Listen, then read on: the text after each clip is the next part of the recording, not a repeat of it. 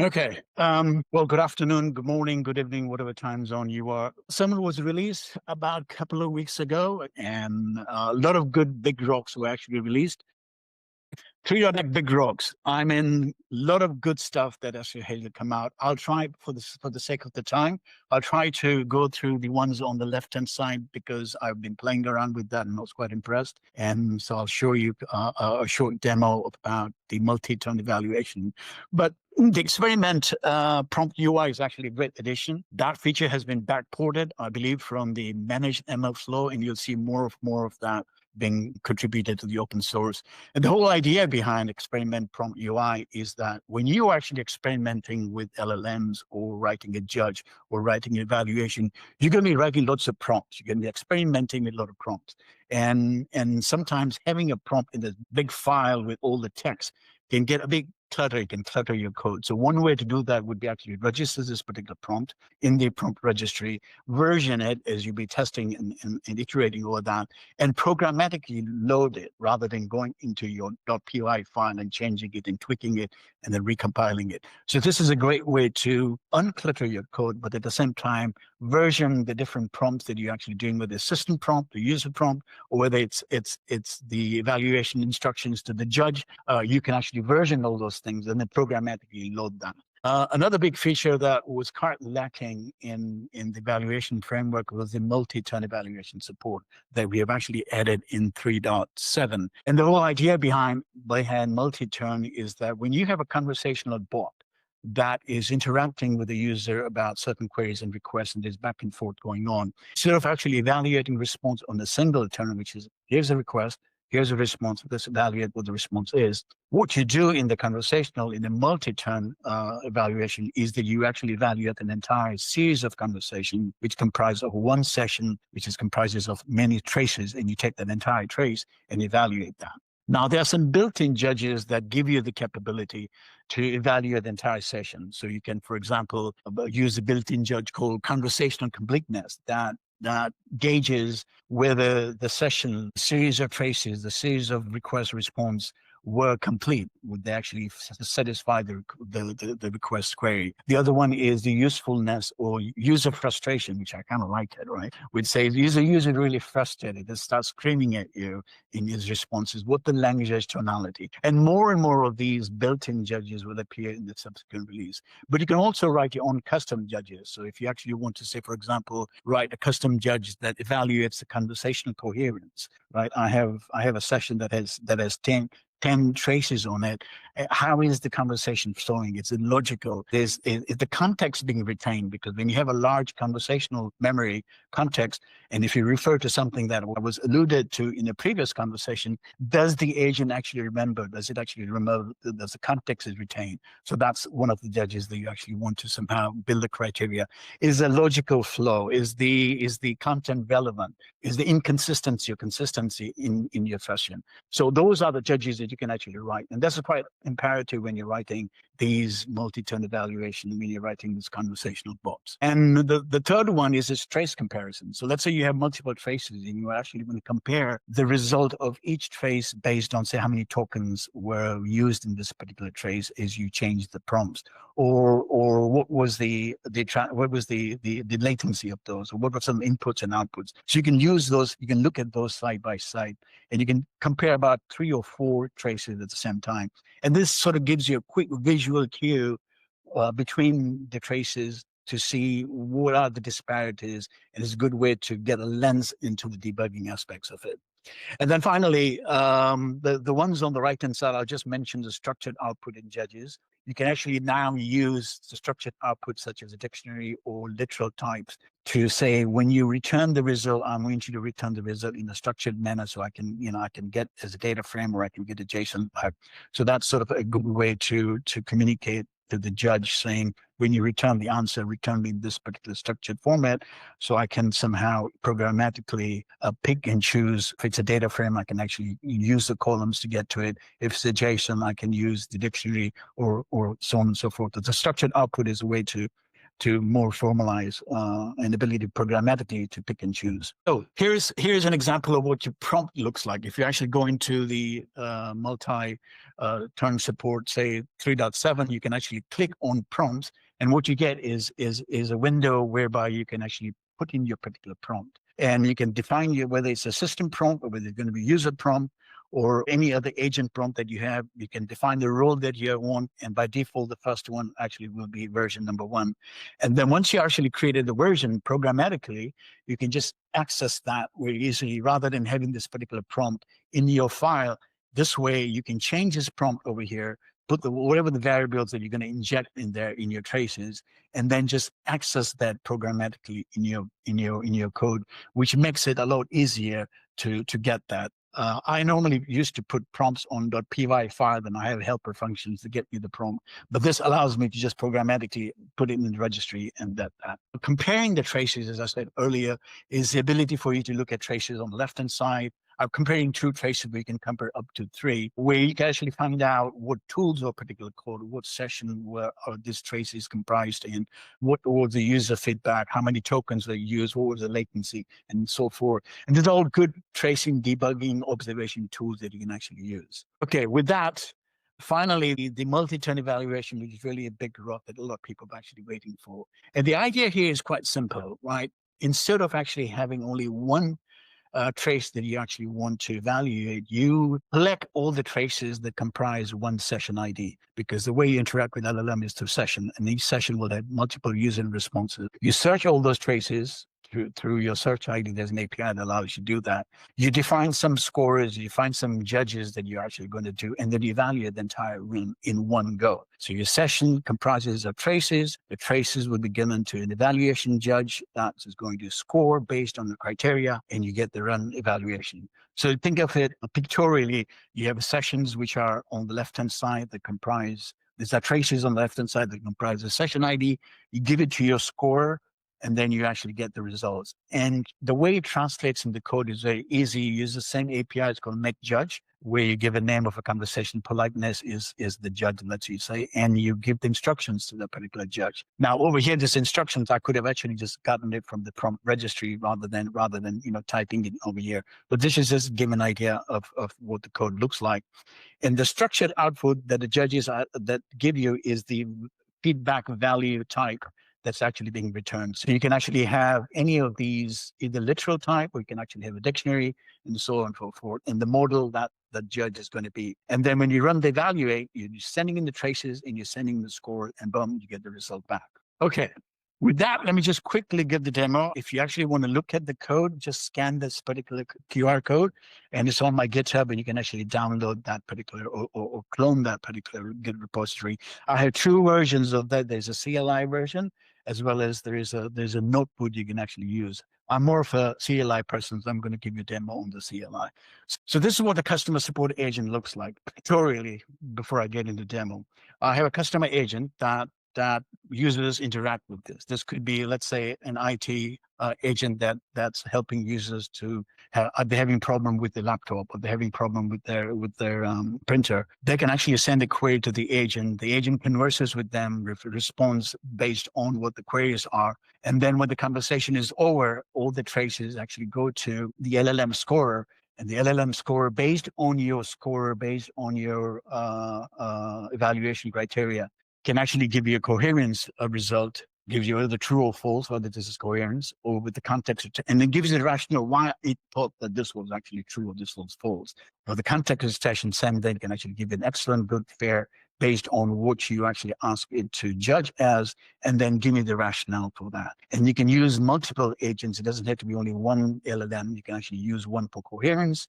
You can use one for context retention. And in my demo, I'm actually using 2 different judges, one for coherence, one for context retention. So let's look at what it looks like in real life. Okay, so here's my CLI. I have a customer agent, and what I'm going to do is I'll go ahead and use the scenario for account. So what this will do is it's going to it'll simulate a user sending a query about an account problem, right? sort of divided into many various scenarios. So the first one is going to be a scenario for an account. And so when I run this particular thing, what's actually going to do is that the user is going to send a query. Here are my judges that I'm initializing. I'm using my default LLM that's going to return the response. I'm going to use my Gemini agent as a way to evaluate for coherence and for context retention. Those are the two criteria I really want to do. And so as you can see that the evaluation is being used for this. So my first turn is the user is actually sending a question. I can't log into my account. It says my password is incorrect. And so the agent responds, sorry, you're having trouble. Let's go through that. So it gives the user several steps how to actually resolve the particular problem. And then it says, oh, I used to reset the link, but didn't receive the email yet. It's been about 10 minutes. And then the agent will say, well, thanks for replying. So you see this conversation goes back and forth between the user and the response. And the third turn is this, I checked the spam folder too, nothing there. My email is lost. My email is here. And the agent says, okay, let me just check to make sure that everything is hunky-dory. I'm going to go ahead and check my database to see everything is fine. If not, I'm going to update that. You can actually reset that. So you can see there's a fourth turn where the email was received and the response was great. I got the email. Now go ahead and reset my password. And then the agent went and reset the password. And now we have started evaluating it. So we actually used the entire 4 turns that we actually had. And we took that as one session ID, and we say, Judge, go ahead and evaluate what's the criteria that I've given you to evaluate how this particular thing has actually worked. And so the evaluation went completed, and on 2 rubrics that I cared about most, that I used the custom judges, one was coherence.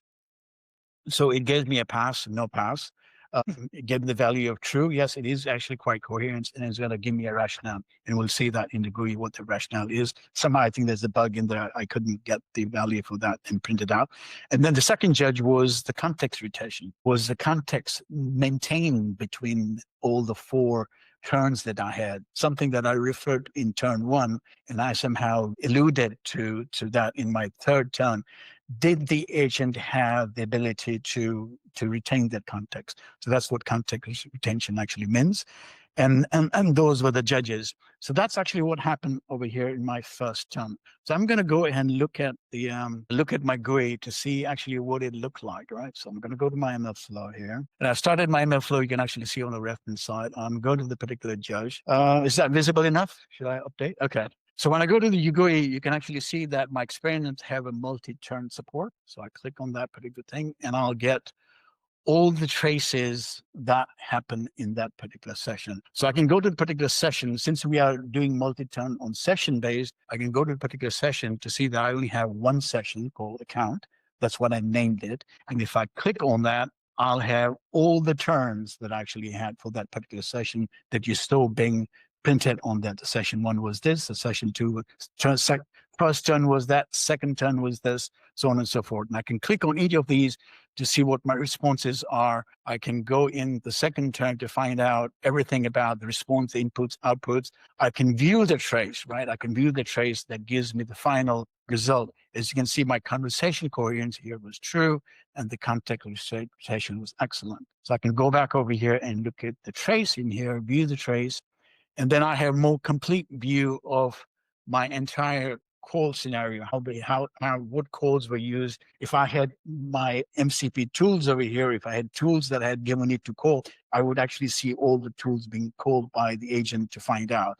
And I can go up here on the right-hand side to see what my context retention was, and it says it was excellent. But remember now, it gives me a rationale that says, why did I, as a judge, which I use the Gemini, why I actually use Gemini, and what was the reason why I calibrated this as an excellent, because it did X, Y, and Z, and I was happy about that. And my conversation coherence was true based on these rationale. So you get a good insight into not only the entire turn, all the inputs and outputs, and all the tokens and everything actually received, but at the same time, you can actually see why the judge that you actually gave the rubric criteria to see what it was like, and so on and so forth. So this is actually a good tool, a good mechanism for you to use your conversational turn, to use multi-turn evaluation. And this is actually a huge addition to 3.7. Given the time, I can actually do probably one more